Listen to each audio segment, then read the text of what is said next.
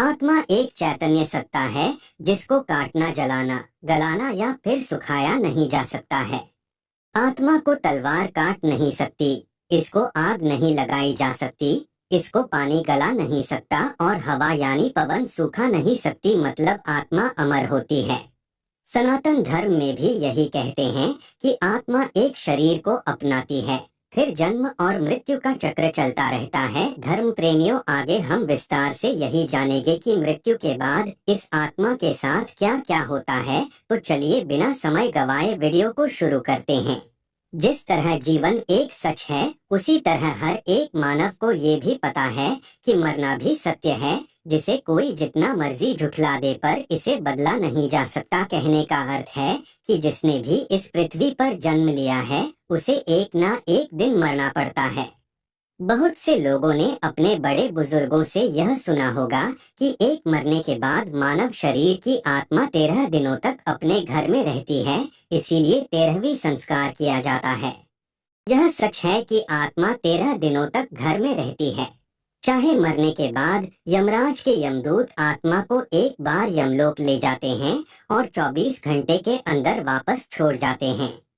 आज हम यही जानेंगे कि यमदूतों के द्वारा आत्मा को वापस छोड़ने के बाद वह कितने दिनों तक घर में रहती है और क्यों रहती है, और पिंडदान क्यों किया जाता है।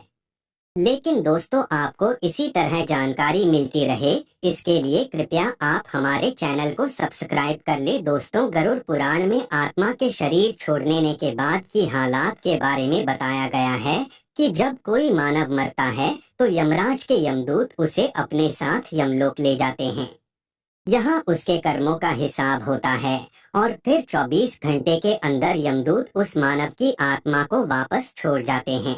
यमदूतों के द्वारा आत्मा को वापस छोड़ जाने के बाद मृतक की आत्मा अपने के बीच रहती है और अपने परिजनों को आवाज देती रहती है, लेकिन उसकी आवाज को कोई सुन नहीं पाता है। यह देखकर मरे हुए मानव की आत्मा बेचैन हो जाती है और जोर जोर से चीखने लगती है।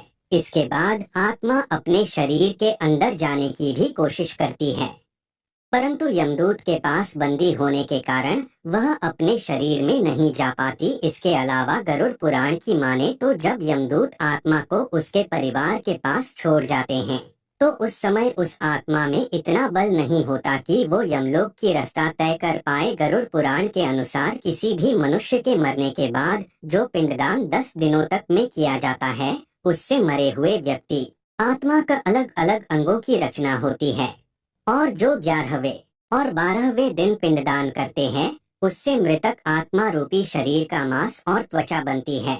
और जब 13वें दिन 13वीं की जाती है, तो उस दिन मृतक के नाम का जो पिंडदान करते हैं, उसी से वो यमलोक का रास्ता तय करते हैं। और मरने के बाद मृतक के नाम का जो पिंडदान करते हैं, उसी से ही आत्मा को मृत्यु लोक से यमलोक तक का रास्ता तय करने का बल मिलता है।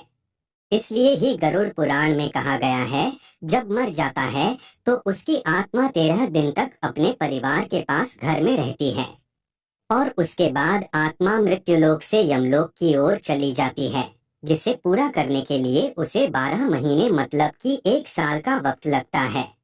इतना ही नहीं, माना जाता है कि 13 दिनों तक मृतक के नाम का किया गया पिंडदान उसके 1 साल के खाने के बराबर होता है। अब ये सवाल है कि जिसका पिंडदान नहीं होता उसका क्या होता है। अक्सर लोगों के मन में यह सवाल भी जरूर आता है। मित्रों, आपको बता दें कि इसके बारे वर्णन गरुड़ पुराण में किया गया है।